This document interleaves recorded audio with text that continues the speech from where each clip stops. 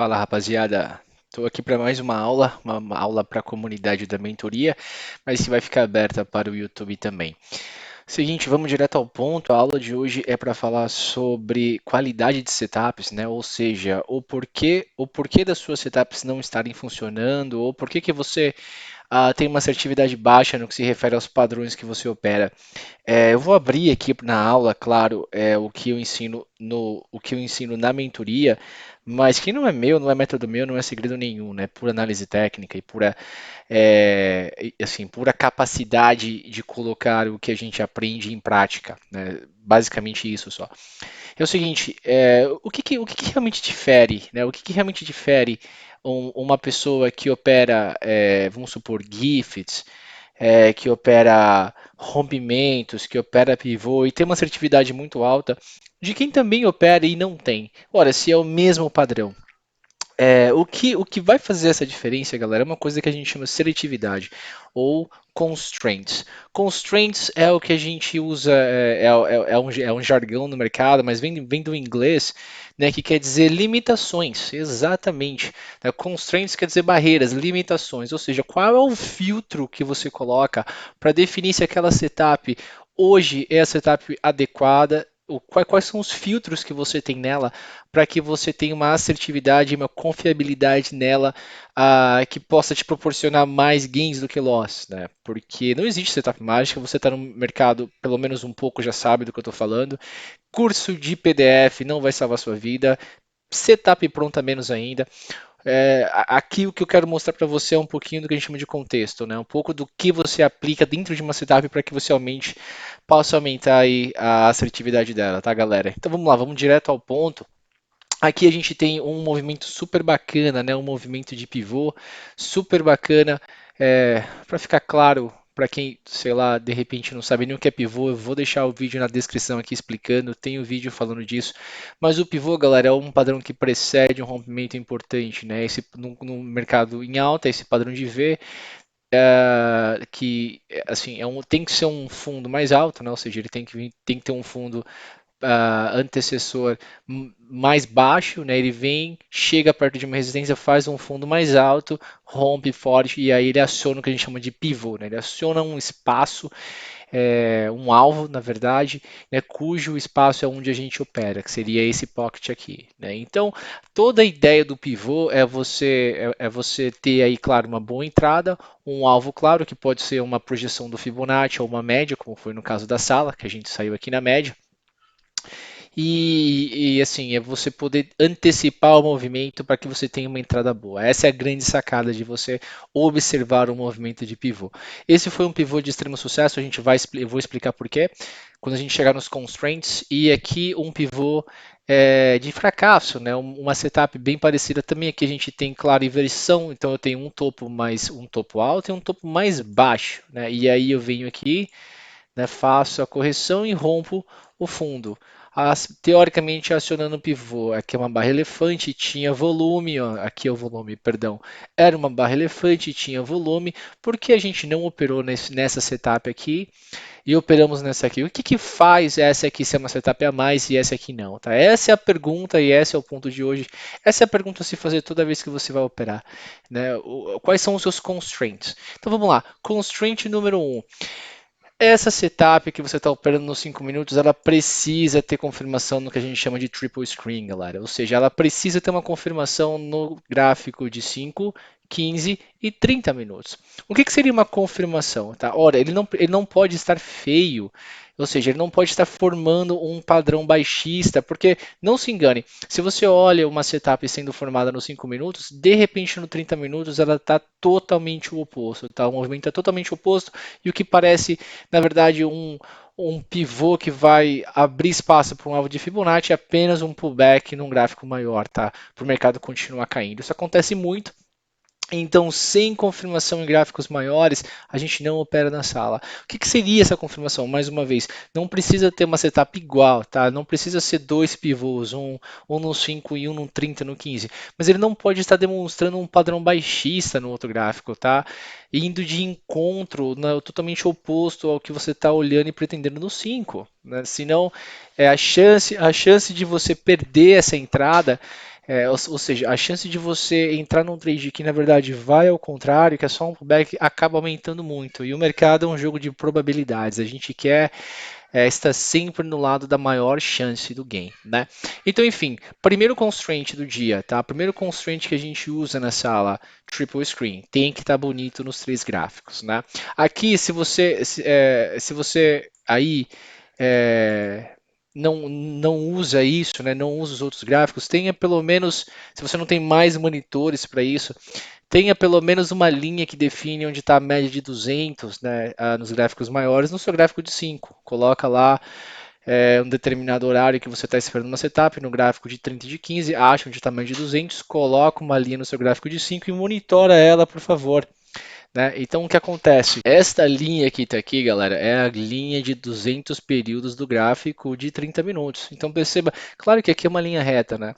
Nesse dia, era um dia de consolidação, ela estava bem reta mesmo e passava exatamente nesse ponto. Né? Então veja que esse pivô aqui, ó, que a gente não entrou na sala, ele não rompe ela, ele fecha exatamente no pior ponto possível, né? Ou seja, no ponto mais provável de haver suporte no gráfico maior. E no gráfico de 30 minutos, isso aqui estava a cara de um suporte, a cara de um toque que não violou a média e uma possível reversão. Então, acho que quando são casos assim, a gente fica de fora. Bom, o nosso próximo constraint agora, né, o segundo constraint, é o que a gente chama de correlação. Eu preciso ter uma correlação no que se refere a potencial de movimento no índice. Eu vou explicar um pouquinho melhor. Veja o potencial de movimento desse rompimento, né? Assim que ele rompeu esse pivô, a gente tinha um potencial de alvo até a média. Né? Ou seja, o mercado tinha. Lembra-se que a gente. Aqui o mercado está, claro, gráfico morto, fica fácil falar. Mas é com o mercado rolando, o que você tinha para ver era isso aqui. Eu vou deixar claro para você, tá? Para você entender o que eu estou falando. Quando eu falo em potencial, o que eu quero dizer? Eu quero dizer que o mercado, até então, ele nos deu isso aqui. Tá? Então você tinha neste dia para trabalhar como próxima resistência do preço, né, essa máxima que estava junto, né, ou praticamente paralelo com a média de 200. Né? Então esse era o nosso potencial. Qual que era o potencial? Ora, provavelmente é um alvo de Fibonacci, se você traçar esse pivô aqui, dá para ver que é bem próximo a um alvo de Fibonacci. Então esse pocket aqui era o potencial de movimento que esse rompimento tinha. Né? É um potencial bem interessante, a gente estava de olho já, rompeu aqui um nível importante, aqui lembra que aqui é a média de 200 no gráfico de 30 minutos, fechou com a barra elefante, com volume, pronto para seguir o seu potencial de alvo. Ótimo.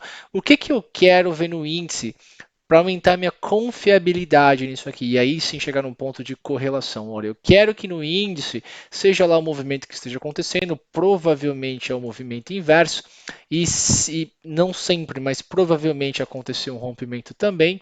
Eu quero que esse rompimento, que tenha ocasionado aí um movimento de queda no preço, tenha um alvo também com potencial.